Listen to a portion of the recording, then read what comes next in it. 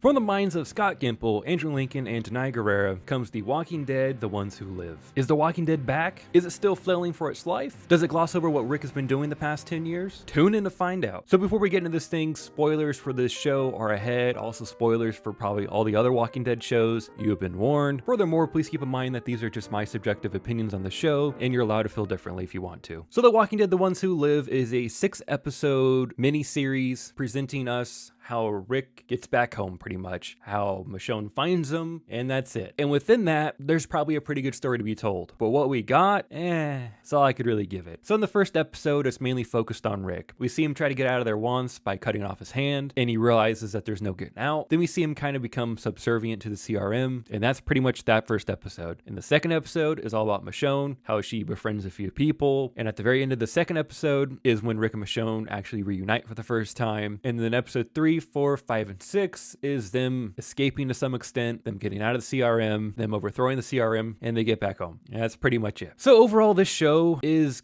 good enough if you just kind of glance at it. It's fine. I totally understand that The Walking Dead that I once loved is so far gone at this point that it'll never come back. I've accepted that at this point, but there are just small things they could have done to make the story way more compelling. So I'm going to do my best to kind of go through them real quick to see if you find them a bit more compelling also.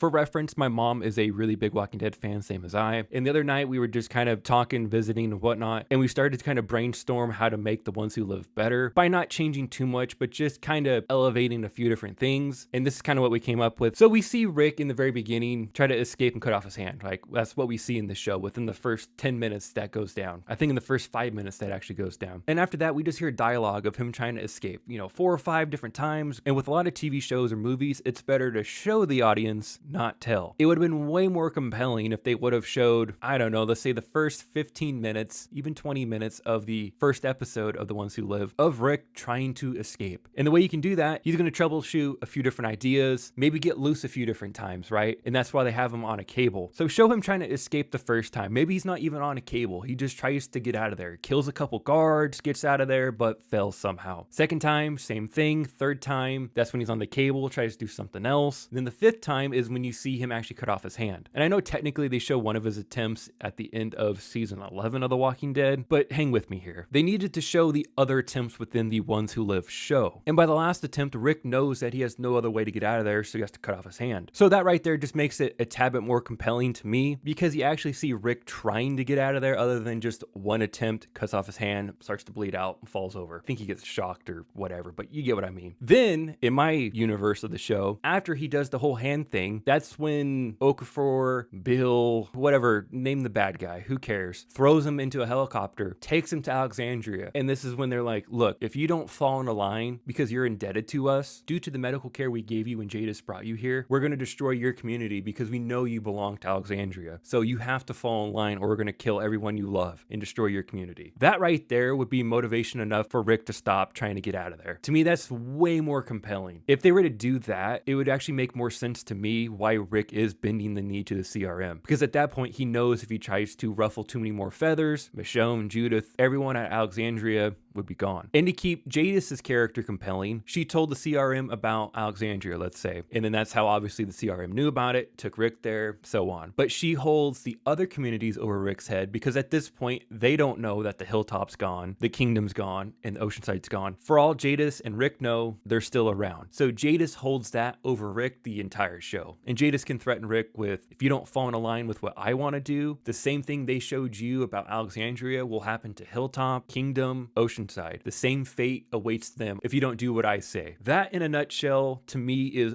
way more compelling why Rick is the way he is in this show. Because the show we got, pretty much the whole time, Rick is just like season 7 Rick, where he's just unsure of himself. Every move, yeah, he's lost a bit of himself, they say. It feels like season 7 all over again. That's the best way to describe it. Where he's just kind of like, yeah, the whole time. It's not quite the Rick Grimes I think we all love and know and want on our TV screen. screens, the entire time something's missing. And when Rick is stuck in that season 7 mode for the first 3 or 4 episodes, it feels like he's kind of stuck in a loop with his dialogue. And maybe it's because he's being guarded or what have you, but it just feels off. I don't know. Don't care for it. But by episodes 5 or 6, it felt more in line with him, I think. And I don't really have any complaints about Michonne. I thought that was handled as well as it could be, I guess. I did think the overall show did lean into the love aspect a little too much. It kind of got a little eye-rolly by the end. Like, I don't mind when it's just Rick and Michonne when they have like their quiet moments here and there. I don't mind that because we've seen that before within the original show. Externally, they need to be more Mulder and Scully, if you catch my reference, than two lovebirds. The balance feels a little off there. Another thing too that I feel like by the end of the show, it was kind of hurt from not being an ensemble cast. I love Rick, love Michonne, but it just didn't feel right not having the other characters there, because that's just what we've come accustomed to over the last decade and a half. To make another Star Trek comparison in one of my videos, I would say it's very similar to The Next Generation and Star Trek Picard, where of course Picard's a great character in TNG, but then you give him his own show, it doesn't quite work in season 1 and 2, where in season 3 of Picard, it became an ensemble cast yet again, and what do you know, it ended up being the best season of that show. Also, the writing and overall direction of the show was much better that season due to Terry Matalas, but you get what I mean. And I feel like this show kind of falls into that category where nothing but Rick and Michonne can get a little long in the tooth without having some other well-known characters to kind of balance it out. Another thing too that I just am bothered by for The Walking Dead since season 10C is how the show is not filmed on film anymore. It's recorded digitally. It just looks too clean. It doesn't look right. I don't like it. It just throws me off. It does not look and or feel like The Walking Dead. The picture is just way too clean and crisp. I like that film grain. It just makes it feel like The Walking Dead. I know it's long gone at this point, but it's just one of those things that really detracts from the overall experience in my opinion. And I think the last thing I bring up before I actually talk about the story a little bit that actually happened, how the characters now in The Walking Dead feel like superheroes. I don't like it. And it's not just this show, it's every show. It was even the main series by the end of the show. They just turned every character into a superhero, and that's not what made The Walking Dead compelling. If I want to watch Captain America and Iron Man and Batman, I'll watch those things. I'll watch superhero movies. I watch The Walking Dead for a grounded, semi quote-unquote realistic experience about real people in an apocalypse and how they adapt to it. The show and the comic is about ordinary people thrust into extraordinary circumstances. That type of grounded story is what's compelling to me, and they've moved so far off of that at this point. It really does feel like Rick is Iron Man sometimes and Michonne is insert a cool superhero. Same thing for Daryl, Carol, Negan, Maggie, whoever. So this show has 6 episodes, and it does the classic Walking Dead thing where you have the story being told through one perspective in one episode and another perspective in another episode. And that's the first 2 where it's just an all Rick episode in episode 1. Episode 2 is just Michonne, except for the end, of course. And then 3, they converge together for a little bit more, and then they fly out of a helicopter, another superhero thing, which whatever at this point, I guess. Episode 4, Rick and Michonne have the almighty exposition dump episode where they're trapped in some modern apartment thing, which how did they get there from falling in the ocean, lake, wherever they jumped out of the helicopter from? They just talk to each other, work things out. That's pretty much that episode. Episode 5 I thought was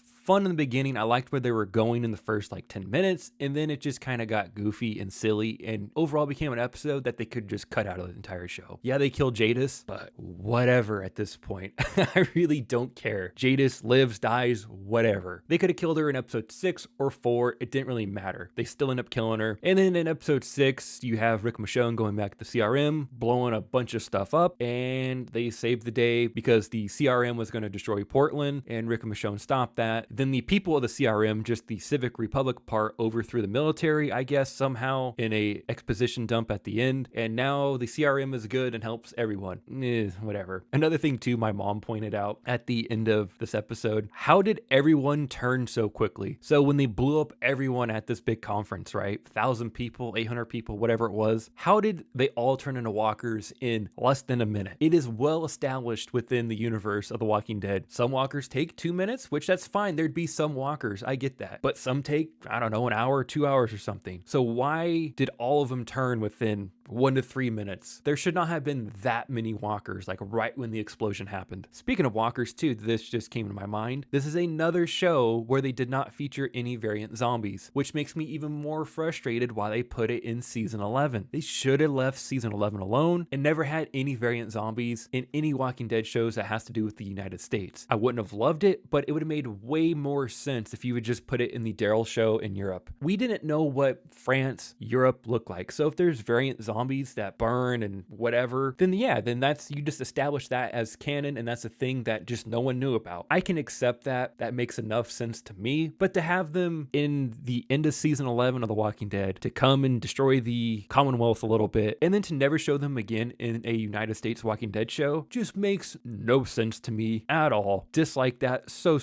much. And then at the end, we have Rick and Michonne finally getting the reunion with Judith and RJ. Rick meets RJ for the first time, and then Judith sees Michonne and Rick for the first time, however long. That was fine and all, but how it just was set in the middle of a random field, that was just odd to me. You couldn't do some facade to make it look like Alexandria, even though I know RJ and Judith were technically at the Commonwealth. They could have done something a little bit more to explain why they're there. Who knows? But just to put it in a random field just felt kind of cheap. They could have done something to make it look like Alexandria's gate and walls. I know they tore them down last year, 2 years ago, whatever it was in real life, but they could have done something to make it look that way. And you can do enough tight shots to where, oh yeah, look, here comes the kids. They run to the gate and they hug Michonne and Rick. There you go. It is what it is, I guess. I think overall, I enjoyed the show for what it was. It's way better than Dead City. I think I technically would say it's probably the best spin-off that we've gotten over the last few years, but I wouldn't say it's much better than Daryl Dixon. Let's say Daryl's a 7. I would say The Ones Who Live is a 7.5. So the show really isn't like extraordinary by any standards, but it's fun. It's an easy enough watch. It explains what happened to Rick well enough, even though they gloss over so much, and I'm talking so much. I wanted to see when he got there to the CRM, how they took care of him, how they fixed his side, why they decided to save him for one, how they did it, how long it took him to recuperate, how long until he's able to go out and start killing walkers, and then his escape attempts. I was curious about like all that stuff that kind of even led into the first episode of the show, but we didn't get it. A lot of it gets glossed over. It is what it is at this point. I'm not going to lose any sleep over it, that's for sure. If this is the final outing of Rick Grimes and Michonne, I'm not mad about it. I think it was a nice enough send-off, and overall, I would say it's worth watching if you're a Walking Dead fan. Just know it's in the same vein as the spin-off shows that we've gotten this past couple years. I'm still keeping my fingers crossed that we're going to see Rick in the Daryl spin-off when Daryl and Carol come back. I'm hoping Daryl and Carol come back to the Commonwealth, Alexandria, whatever. Then we can have a cool moment of Rick and Daryl seeing each other for the first time in however many years. Then after that, they should honestly bookend it. The Walking Dead should just be done for a long while. But after all that said, let me know your thoughts down in the comment section below. And while you're down there, if you can like the video and subscribe to the channel, that'd be greatly appreciated. Until next time, guys, everyone have a great day. Thanks for watching.